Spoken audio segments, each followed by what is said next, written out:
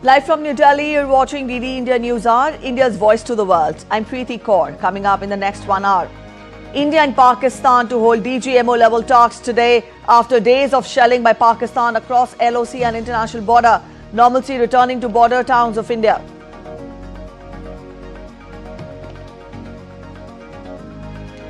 Indian armed forces reveal how Operation Sindoor neutralized over 100 terrorists, targeted Pakistan's aerial sites, including its air headquarters, warned that even Karachi is not out of India's reach.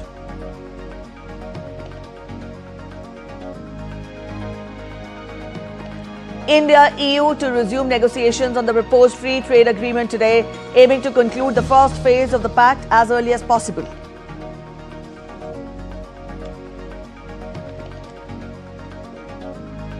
Hamas announces plans to release American hostage Eden Alexander ahead of Trump's West Asia visit. Qatar, Egypt hailed the move as breakthrough towards Gaza ceasefire. US envoy calls it a positive step forward. US and China hail substantial progress after trade talks in Geneva. Stocks and dollars gain after concerns of a trade war between the world's two biggest economies eased.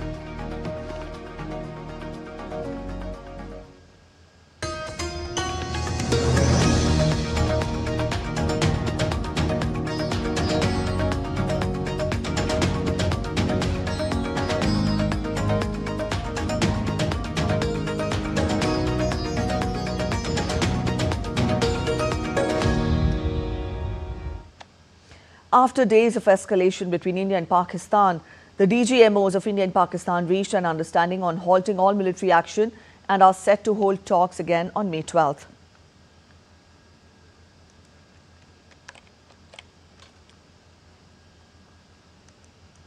In a high-stakes development following the launch of Operation Sindoor, the Minister of Defence held a joint press conference on Sunday to brief the nation on the operation's progress and strategic outlook. Addressing the media, DGMO Lieutenant General Rajnathsingh said that those strikes across 9 terror hubs left more than 100 terrorists killed.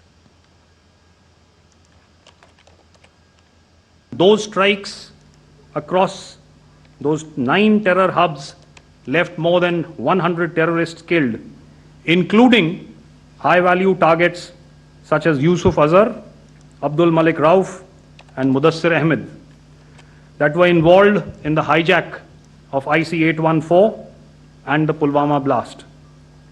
The line of control was also violated soon after by Pakistan, and the erratic and rattled response of our enemy was apparent from the number of civilians, inhabited villages and religious sites such as Gurudwaras that were unfortunately hit by them, leading to a sad loss of lives. The Indian Air Force played a major part in these strikes by engaging some of these camps, and the Indian Navy provided wherewithal in terms of precision munitions. DGMO Lieutenant General Rajnathsingh also said that Pakistan flew drones and aircraft into our airspace all across the borders and made largely unsuccessful attempts to target numerous military infrastructure.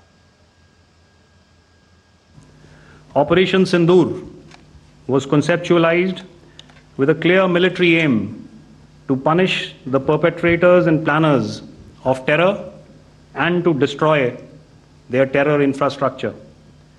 What I do not state here, of course, is the often stated determination of India and its intolerance to terror. Addressing the media, Air Marshal A.K. Bharti said that the aim of the 7th of May was to target terrorists and their infrastructure, not any other infrastructure, especially not the Pakistani civilian or military establishments.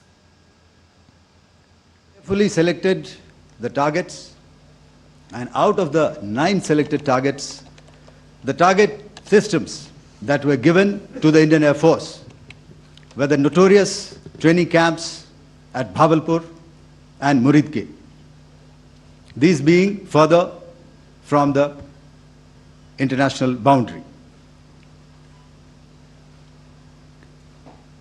Through critical target system analysis, we analyzed what was to be done to annihilate these targets and plan to engage these targets with precision air-to-surface guided munitions so as to avoid collateral damage. On the 7th, our objective was to address these two terrorist camps, and that we did with precision. And thereafter, we maintained a robust air defense posture, because remember, our objective was to target the terrorists and terrorist infrastructure, not any other infrastructure, not the Pakistani military, not the Pakistani any other infrastructure. All right, Akshay Dongre is joining us from Delhi to get us more. Akshay, good morning. We've just told our viewers about the press conference, the Ministry of Defence press conference, which was held yesterday, and we've been apprised of the key points there. But you get us other highlights, get us a gist of the press conference, and tell us what is slated for today. Well, Preeti, the DGMO level talks led to ceasefire, that we all know, but what exactly happened during the hostilities from the beginning to the end, how the operation was conducted, how many targets have we hit, how many targets were there originally, and what is the impact of these hostilities as well as strikes.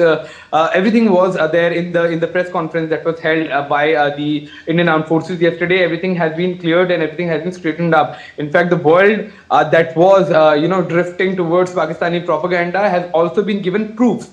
So this is for the first time during these hostilities that the Indian Armed Forces have in fact come out and have given proofs about the bases that have hit as well. Whereas in the earlier press conferences, we have already seen that proof has been given regarding the safety of several bases that were being targeted in either the Pakistani media or on Pakistani social media feed. That includes the Air Force Station Suratgarh, Air Force Station Sirsa as well. So everything has been straightened up for the world to see now. Finally, the hysteria that was created after Shehbaz Sharif's late night address, and where Pakistanis started to take credit for victory, and Pakistanis in fact started to celebrate victory without even getting into a lot of facts about what has happened.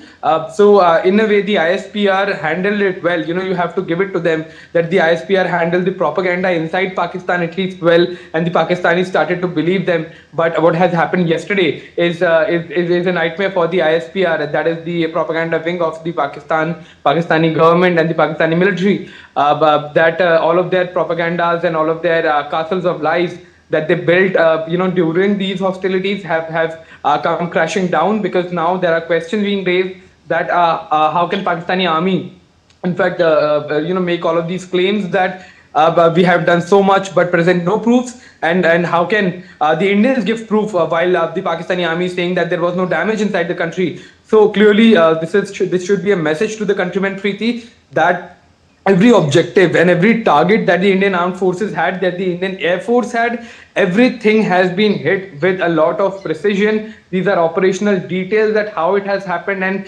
why the ceasefire had to come. But it had become absolutely mandatory to de-escalate the hostilities. And the government of India also had said in the very beginning times of this exchange that took place between the two countries, that India does not want to target civil or military infrastructure. It is only going after terrorists. That we did. And once Pakistan retaliated, we have given them a very, very strong response. A response, perhaps I can safely say, Preeti, that Pakistan will remember for generations. That is the kind of response that has been given. And while we cannot give operational details at this point, once the country gets to know about the valiant efforts by the Indian Armed Forces and the kind of damage it has inflicted inside Pakistan, and how much damage they have prevented inside India, it is going to be a point of celebration for the rest of the country.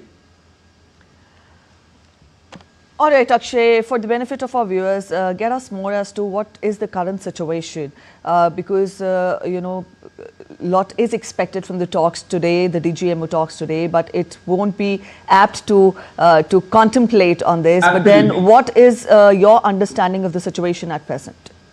Well, Preeti, the understanding is clear. Apparently, some hint was given during yesterday's press conference as well. So what happens now would be very, very clear. The government has, the Indian Armed Forces have given a message to Pakistan that no other topic has to be discussed. It is only ceasefire and the maintenance of this ceasefire that we are accepting, because you are requesting that. It was when the ceasefire was announced, it was through DGMO level talks, and these DGMO level talks are not held only once. They're held in a phased manner or in intervals, so that the understanding that has reached, but that remains implemented, or that any changes from either of the side is made aware by the armed forces to the adversary as well. So the DGMO level talks will be in progression to what has happened the last time. The DGMO level talks that made the understanding of stopping exchanges between the two countries, that is the cessation of hostilities, was implemented. So this DGMO level talks will be in progression to that, to build up more on that. However, one thing is very clear, that no other topic, be it the Indus Water Treaty, that is in abeyance and will remain in abeyance, because it is in abeyance because of terror activities, not exchanges between the two armies. So that will remain intact. It will remain on hold. However, it's just the ceasefire that will be discussed, and perhaps some of the other nuanced factors that have to be taken into account as far as the earlier hostilities are concerned. But the LOC remained silent, the international borders remained silent, the Indian Armed Forces remained vigilant all throughout the night, and they will continue to do so, because you cannot actually trust a Pakistani word when it comes to these kind of hostilities or action or any kind of notorious or nefarious design, especially when it comes to the ISPR and the Pakistani Armed Forces. Back to you. All right, Akshay, we'll leave it here. Thank you so much for joining in with those details. With markets reopening, normalcy is returning to border areas of India in Jammu and Kashmir, Punjab, Gujarat and Rajasthan, a day after an agreement of understanding was reached between India and Pakistan. The security establishment also remains on alert. We get you a detailed report. The situation in border areas of India is returning to normal a day after an agreement of understanding was reached between India and Pakistan. In Jammu and Kashmir, no drones, firing or shelling activity were reported during the intervening night of May 10th and 11th. In Srinagar, markets were bustling as shoppers returned. Calm also prevailed close to the line of control in Poonch and Rajouri. People resumed daily activities in several Punjab districts, including Firozpur and Pathankot. Markets have also reopened in Shaheed Bhagat Singh Nagar. Red alert continues in Amritsar district, with authorities urging residents to remain indoors and avoid windows. Power supply has been restored for public convenience. In Rajasthan, no hostile movements or airspace violations were detected overnight. The state's security establishment remains on alert. The situation also remained normal in Gujarat, where state headquarters and district administrations conducted a review meeting to assess and reinforce preparedness. Bureau Report, DD India. All right, Vishal Barrister joins us from Srinagar. Vishal, good morning. Get us a sense of the situation at present. What are you witnessing on ground? We tell our viewers that situation is slowly turning to normal. Get us more. What are you witnessing there? Priti, I am smiling, and that says it all. A very good morning to you. Yesterday night has been largely peaceful according to the army sources. There has been no action either on the international border or at the LOC. So last night I could sleep properly, and that is why the smile is there. But always we cannot trust Pakistan, and that is why the security forces, that includes the Indian Army, Indian Air Force and also Indian Navy, they are all in high alert mode. They are all in operational mode, and let me tell you that the Operation Sindoor is not over. Meanwhile, talking about the DGMO meeting, DGMO is the Director General Military Operations, which is expected to be held today at 12 noon. So let's hope for the best, and whatever comes out will decide the future course of action. Now, when we talk about DGMO, DGMO is the Lieutenant General level officer. He is the Director General of the military operations. But there are weekly meetings which are held between the Directorate General of military operations and an officer of the rank of colonel or a brigadier holds a telephonic meeting. But this meeting is very important because it would decide the future course of action, and it would be held between the Director General Military Operations of India and Director General Military Operations of Pakistan. So we are all waiting for that meeting, but as of now, peace prevails in the valley or at the LOC, at the IB, which is the international border. There are no reports of any incursion from across the border, and largely it is peaceful. Preeti? Peaceful. Vishal, what are you witnessing in the markets there? We tell our viewers that the markets are reopening. What is it? You must have interacted with the people there. What is it that you're gauging? Though you tell us that the situation is getting better, since yesterday, what is it that you are witnessing in the commonplace areas of Jammu and Kashmir?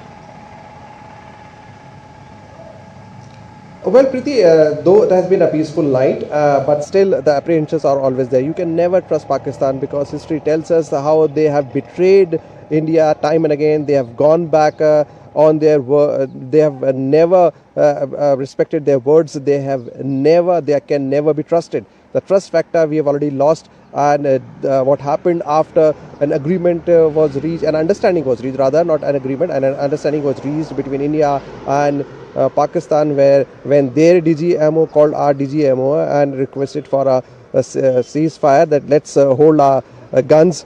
But then we saw how their drones they were seen in the Indian territory and in Srinagar as well. So that created a lot of disturbance. So the Indian armed forces are always on the alert, and yesterday it was also briefed in detail as to what can happen then, because now any course of action by the enemy across the border would mean war, and it is very clear. This has been declared on a record, on camera, and now it is going to be worse. Pakistan will have to face the music like what India did. It was a very guarded approach by the Indian armed forces. It has been time and again repeated that we have already only targeted the terror camps, not the military installations and not the civilians. But if Pakistan does anything now, then it would be an all-out war, and that would be disaster for Pakistan. All right, Vishal, we leave it here. Thank you so much for joining in with those details.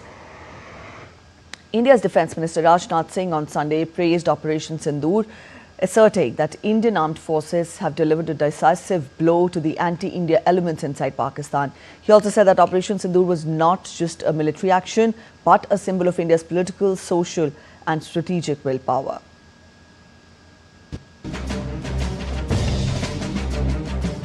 Defence Minister Rajnath Singh hailed Operation Sindoor as a defining moment in India's fight against terrorism. He asserted that the operation was launched to destroy terrorist infrastructure in Pakistan and POK, and innocent civilians were not targeted.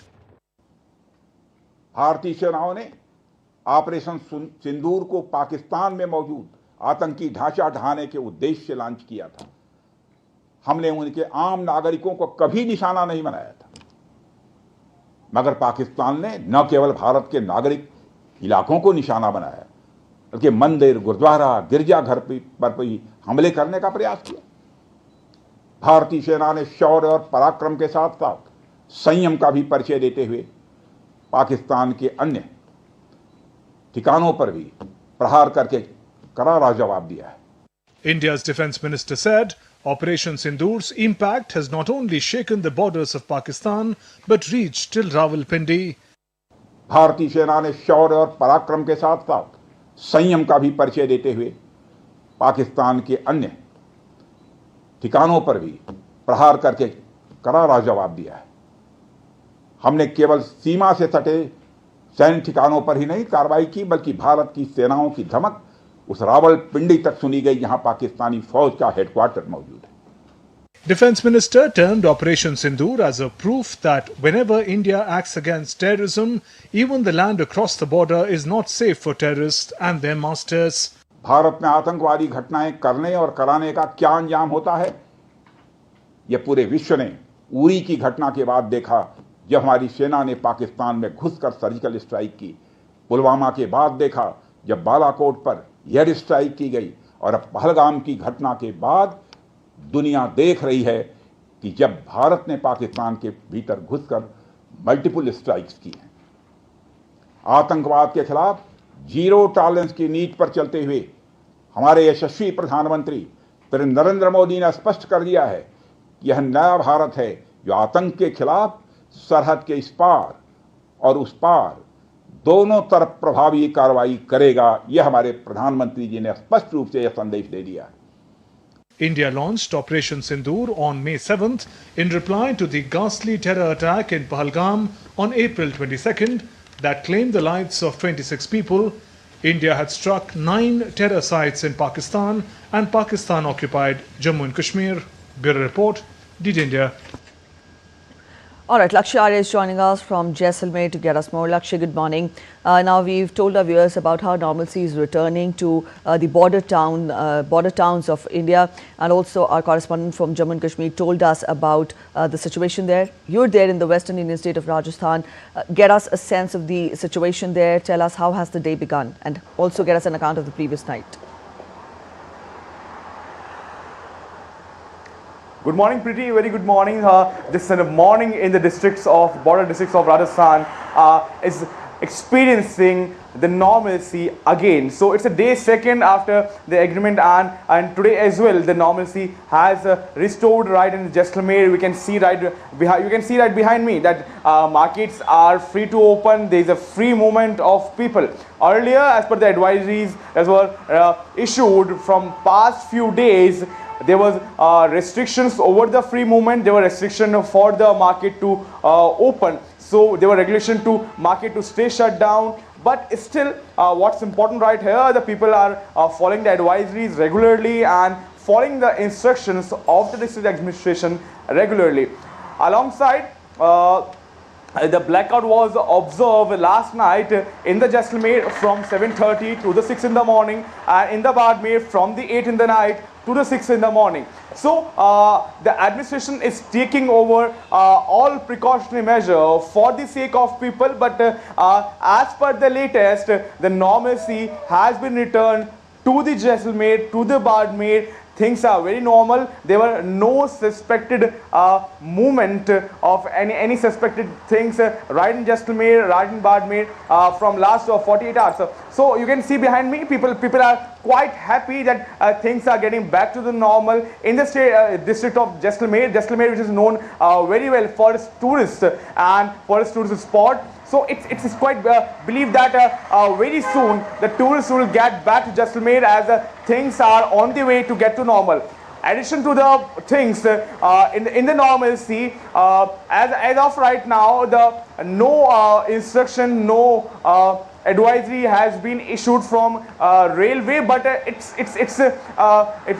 has been observe that most probably that as the things are going normal, probably the ministries or railway or the railway, the northwestern railway, NWR, may be issuing some advisory or regulation to restore the trains as per the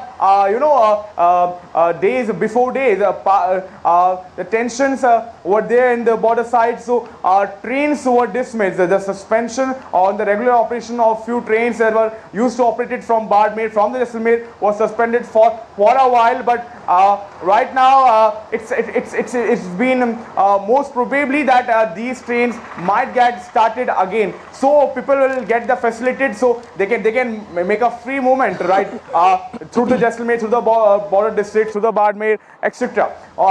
There is no as such regulations has been imposed as per they were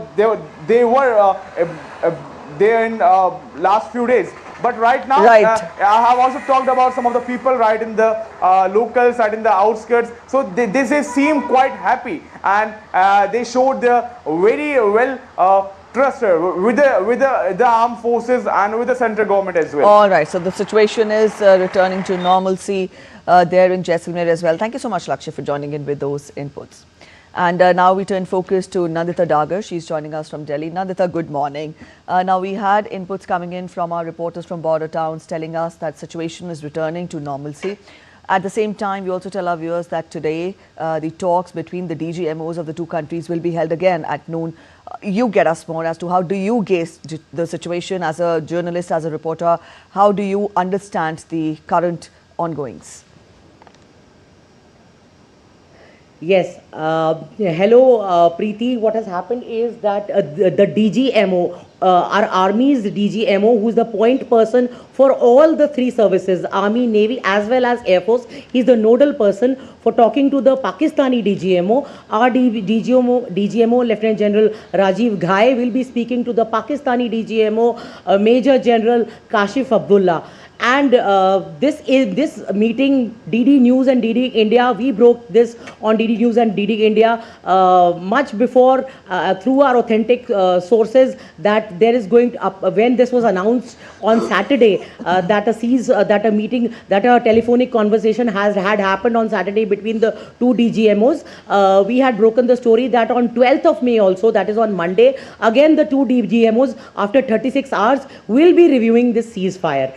As you know, Preeti, that the very same day, on Saturday night around 8 p.m. Indian Standard Time, Pakistan, true to its untrustworthy and deceitful nature, carried out ceasefire violations and air intrusions. That means shelling with heavy caliber guns and shelling with mortars in our border areas and on the LOC in Poonch, Mendar, Kupwara, Baramulla, in the border states of Rajasthan, Punjab, Jaisalmer, with UAVs, that is drones which were laden with suicide drones, kamikaze drones, and they were laden with explosives, and they could have caused a significant loss of life and property to our border people residing in our village habitations and hamlets, had our Air Force and Army with its very capable and potent grid of air defense not kicked in and neutralized those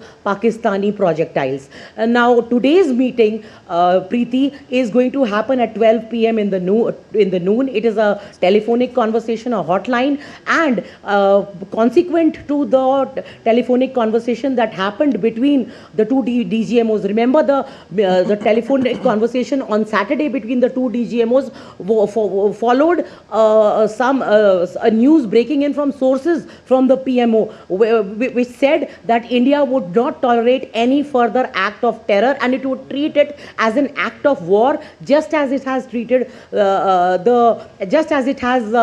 taken a deterrent and punitive action on the 9 terrorist bases in Pakistan on the night of 6th to 7th of May. So Pakistan, finding itself outnumbered, outgunned, outsmarted by Indian military at all levels, be it the Army, Navy, Air Force, the air defense guns, the men behind the machines, their efficacy and competence.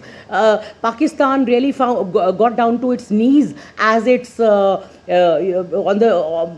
as you know, the intervening of 9th and 10th of May, India targeted its air bases, which are vital, critical infrastructure for Pakistan to launch any projectiles, reconnaissance drones or combat drones, etc., into Indian civilian and military infrastructure. In yesterday's press briefing by the three Director Generals of Operations of the Navy, Army and Air Force, they made it very clear that India is not the one to escalate. India only carried out punitive and deterrent steps. It was Pakistan which is escalated because India launched precision strikes with air-to-surface missiles on these terrorist camps. No civilian collateral damage occurred in Pakistan. Not even a military infrastructure was touched on the first night of Operation Sindoor. It was Pakistan which the next day violated India's airspace with these projectiles and drones and caused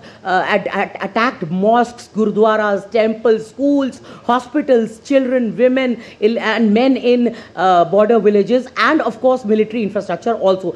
That's when a red line was crossed and India decided to punish Pakistan and target those very, very vital critical infrastructure like the Chaklala base, only 10 kilometers from Islamabad, hub of the VVIP transport fleet, ammunition depot, and also a very key logistics hub. Bases like Rafiki and Murid are also very critical.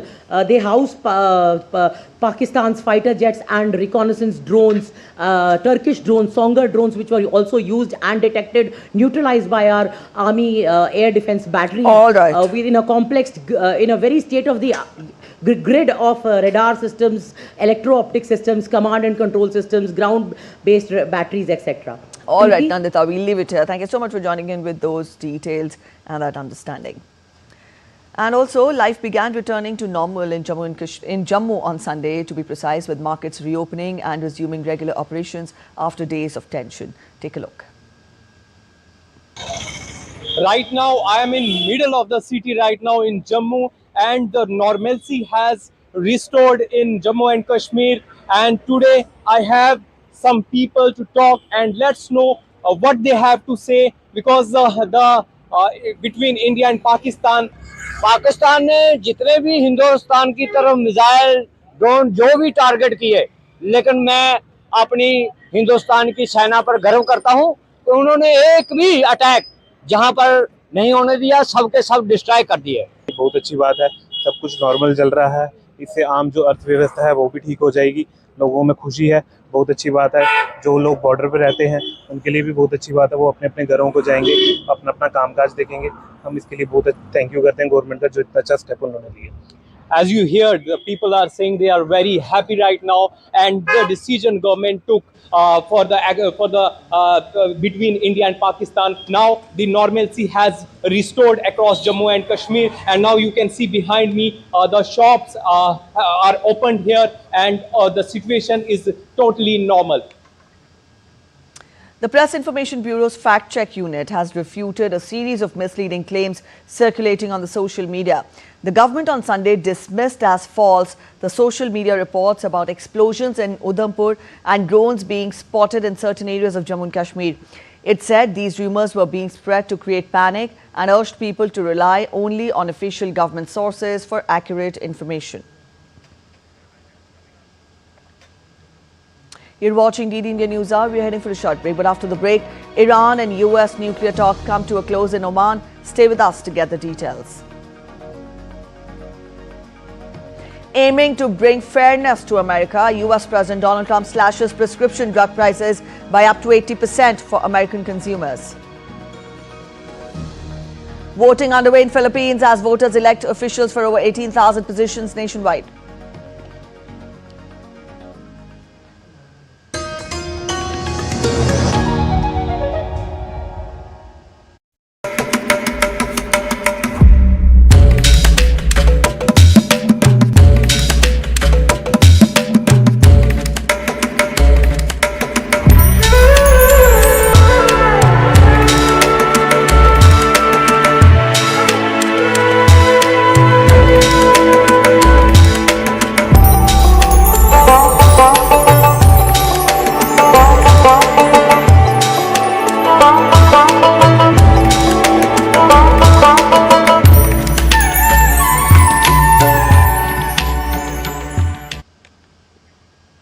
Welcome back after the break. You're watching DD India News Hour.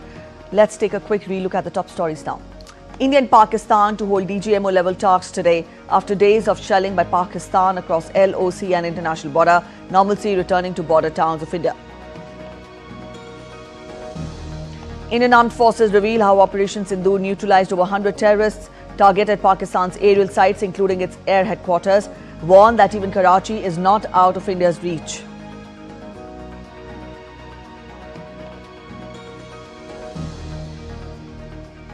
India and EU to resume negotiations on the proposed free trade agreement today, aiming to conclude the first phase of the pact as early as possible. Hamas announces plans to release American hostage Aiden Alexander ahead of Trump's West Asia visit. Qatar, Egypt hailed the move as breakthrough towards Gaza ceasefire. US envoy calls it a positive step forward.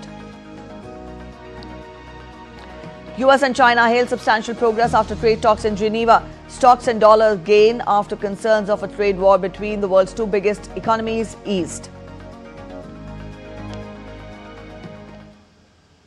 Let's get you updates on Russia-Ukraine crisis. Now, Ukrainian President Volodymyr Zelenskyy has stated that he is ready to meet Russian President Vladimir Putin this Thursday in Istanbul. This announcement follows encouragement from US President Donald Trump for Zelenskyy to accept an immediate offer of negotiations with Russia. Zelenskyy also reaffirmed that Kyiv's proposed ceasefire for Monday remains in effect and is awaiting a response from Moscow. In his evening address, he cautioned that Ukrainian forces are prepared to retaliate if Russia violates the proposed truce. We expect a ceasefire. The proposal for this is on the table. A complete and unconditional ceasefire, long enough to provide the necessary foundation for diplomacy, could bring peace much closer. I will be in Turkey this Thursday, May 15th, and I am expecting Putin in Turkey personally. Iranian Foreign Minister Abbas Araghchi said that the latest talks with the US to resolve disputes over Tehran's nuclear program were more serious and more straightforward than previous talks, as the talks between the two countries came to a close in Oman on Sunday. Officials stated that further negotiations are planned after Tehran publicly insisted on continuing uranium enrichment. We can now say that both sides have a better understanding of each other's positions. Many of the main points of disagreement have now been more thoroughly discussed. Their dimensions have been further clarified. There is now a better mutual understanding and the positions have somewhat come closer. I can state that we have decided that these negotiations will continue. Both sides are determined and we have agreed to hold the next meeting. Hamas has agreed to release Israeli-American hostage Aiden Alexander, believed to be the last surviving American in captivity. The announcement made on Sunday marks a turning point in the stalled Gaza ceasefire talks. This pivotal step, brokered by Qatar, Egypt and Turkey, is part of the broader efforts to end the conflict and allow humanitarian aid into the devastated enclave. US President Donald Trump, set to visit the Middle East this week, called the release a step taken in good faith, while his envoy urged Hamas to return the remains of 4 other Americans. Qatar and Egypt hailed the move as encouraging, vowing to push for lasting peace. Hamas leaders signaled readiness for intensive negotiations to end the conflict.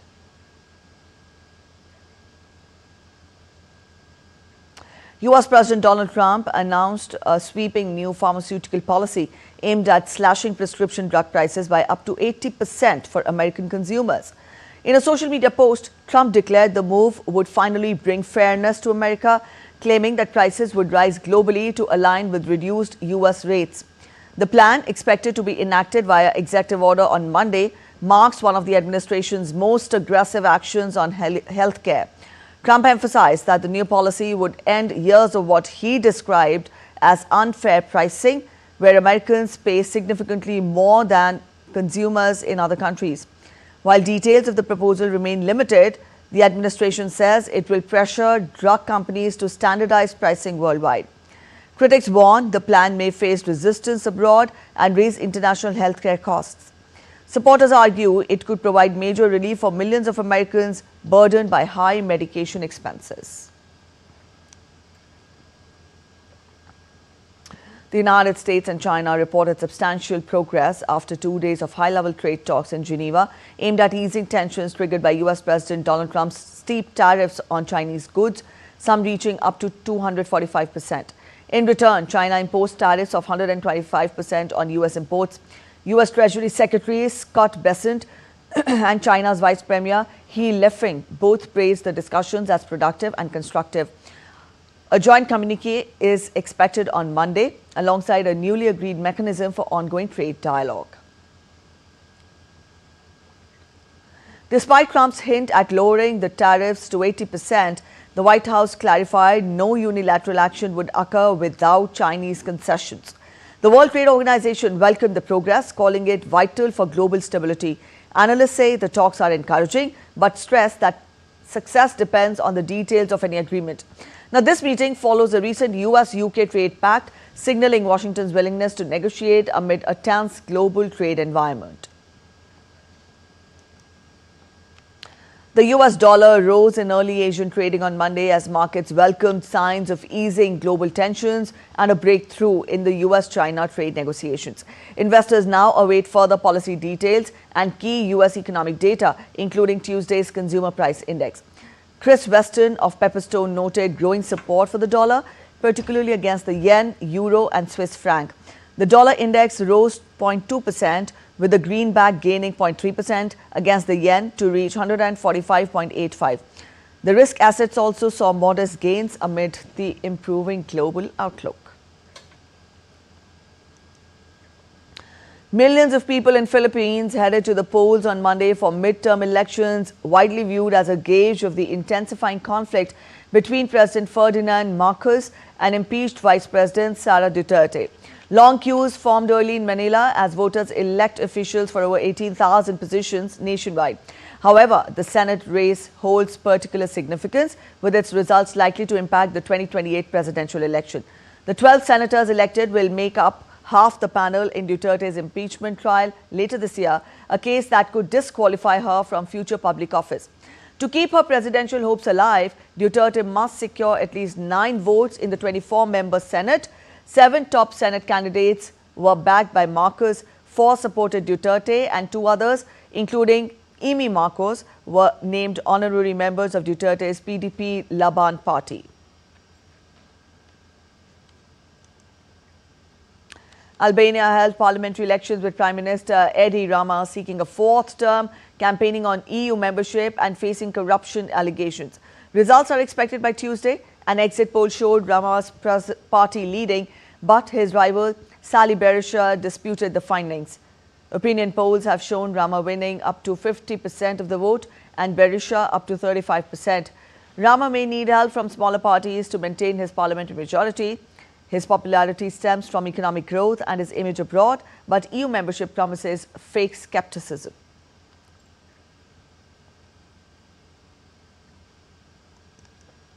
Dozens of boxes with Nazi-related materials brought to Argentina in 1941 were discovered in the Supreme Court's archives during a record relocation on Sunday.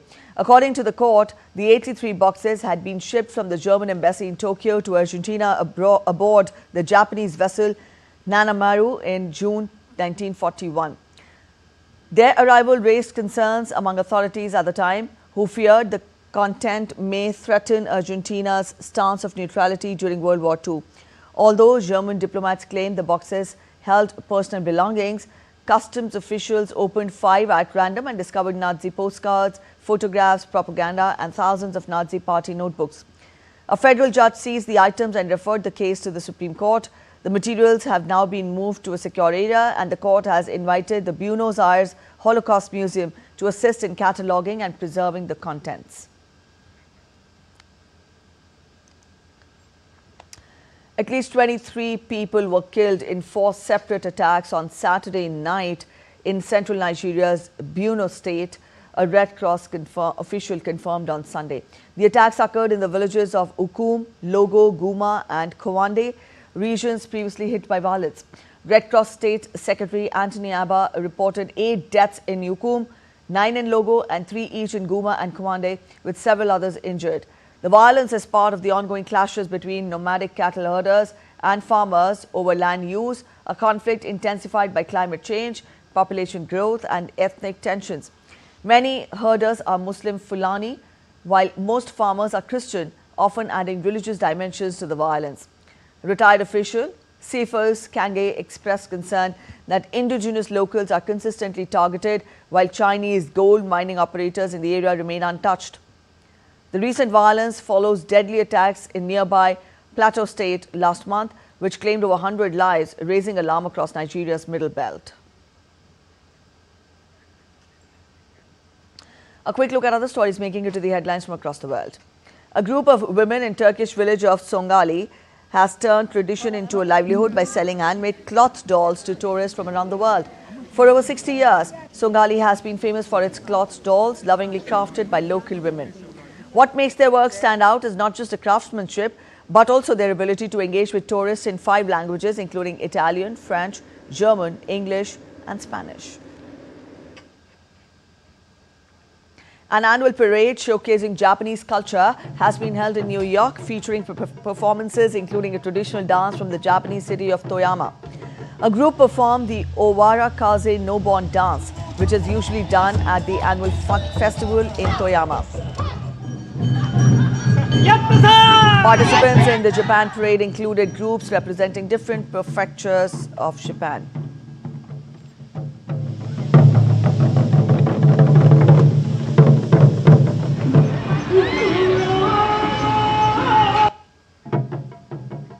You're watching DD India News Hour. We're heading for a short break, but after the break, Sri Lanka observes Vesak Poya.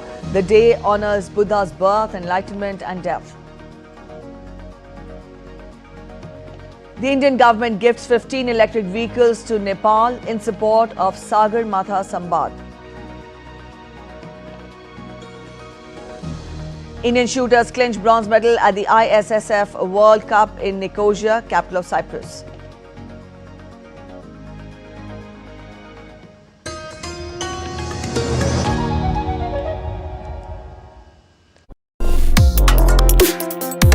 Complex issues, hidden agendas, twists and turns, strategic games.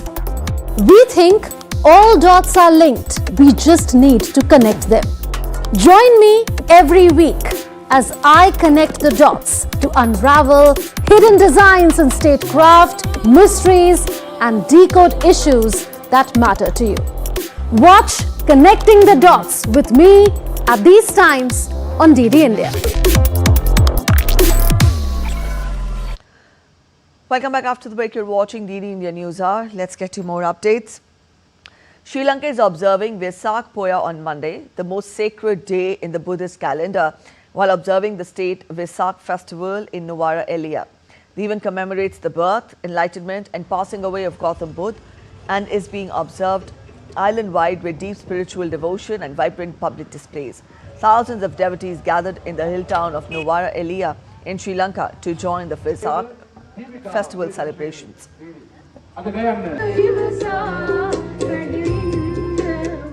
Sri Lanka's President Anura Kumara Dissanayake inaugurated the week-long festival on Saturday, as the government has declared May 10th to 16th as the State Vesak Week.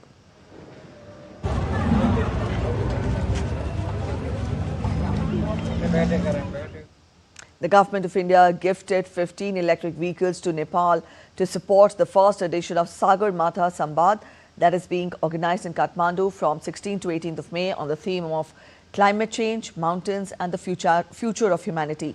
Now, these vehicles would help facilitate the movement of guests and officials during the Sambad and reaffirmed India's continued commitment to partnering with its neighboring country to promote mutual progress and development. Nepal acknowledged India's role as one of Nepal's oldest and largest development partners. These vehicles shared commitment to environmental sustainability and regional collaboration. Up next, we turn focus to sports. We'll get you an update on the Khelo India Games. Day 9 of the Khelo India Youth Games gets underway in several cities of eastern state of Bihar on Monday. Athletes compete in multiple sports such as badminton, basketball, athletics, gymnastics, hockey and others to bring laurels to their respective states. They will also showcase their talent in traditional sports like yogasana and kalaripayattu.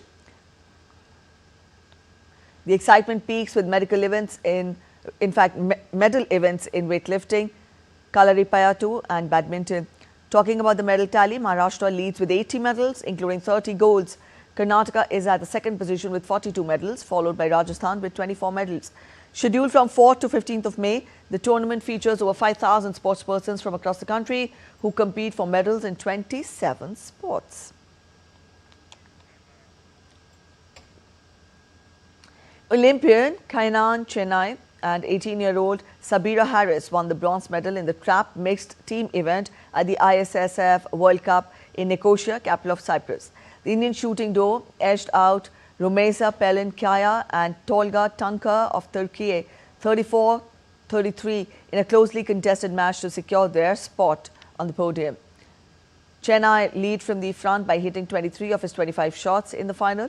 Harris contributed 11 hits out of the 25. The pair trailed 21-20 at one stage, but Chennai's perfect 10-hit finish proved decisive.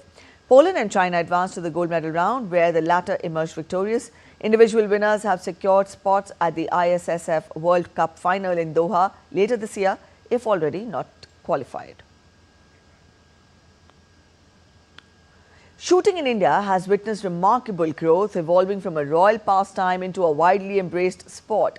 Today, it attracts participants across all age groups, from enthusiastic youngsters to seasoned adults.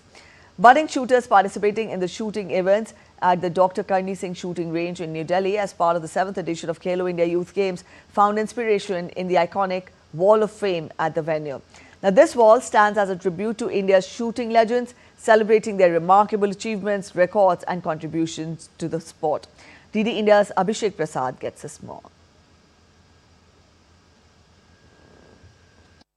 Where the 7th edition of Khelo India Youth Games is taking place, and you can see here the Wall of Fame that honors India's shooting greats, the shooting legends. It's those shooting greats who have made a significant contribution to the sport of shooting. The Wall of Fame is a tribute to these shooting greats, recognizing their achievements. You can see here it's Dr. Karni Singh, the man who have made all the difference in Indian shooting, and on whom this shooting range has been named. And here you can see Rajnathsingh Rathore, the silver medalist at the 2004 Athens Olympic Games. Mr. Rathore has also been our Sports Minister of India. And here is the man, Abhinav Bindra, who made a significant milestone, who had made a significant difference to the sport of shooting when he won the gold medal at the Beijing Olympics. The first gold medal which India won in the history of the sport. Many shooters took shooting after his gold medal triumph, and then you can see Gagan Narang and Vijay Kumar, both of whom have competed in the 2012 London Olympic Games, where Vijay Kumar won a silver medal and Gagan Narang won the bronze medal. And here you can see the bronze medalist, the Manu Bhakar, who recently at the Paris Olympic Games won 2 medals and have made a significant contribution, has inspired the generation of athletes. She was also very close to winning a medal in the 25-meter rapid pistol, but she missed, but has now inspired many young shooters. Then you can see 2 other medalists in Sarobjit Singh and Swapnil Kusle, who also won medals at the Paris Olympics. And Swapnil Kusle being coming from Maharashtra, farmer's son, has won the bronze medal in 50-meter rifle 3 positions at the Paris Games, and continues to inspire many young shooters who wants to come and make a mark in the sport of shooting. Their stories serve as a motivation for all these young athletes who want to represent India and win medals at the international stage.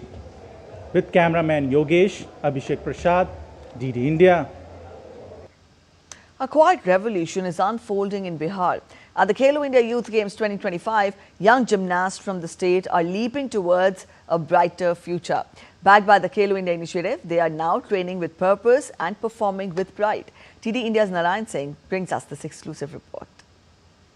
Bihar's sporting journey is gaining momentum. At the Khelo India Youth Games 2025, young gymnasts from the state are turning heads.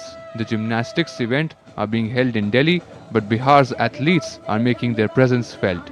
These athletes come from humble backgrounds, but poverty hasn't stopped them from reaching for the skies. Backed by the Khelo India initiative, they are now training with purpose and performing with pride. Among them is 10-year-old Vani Goyal. Her graceful moves impressed everyone.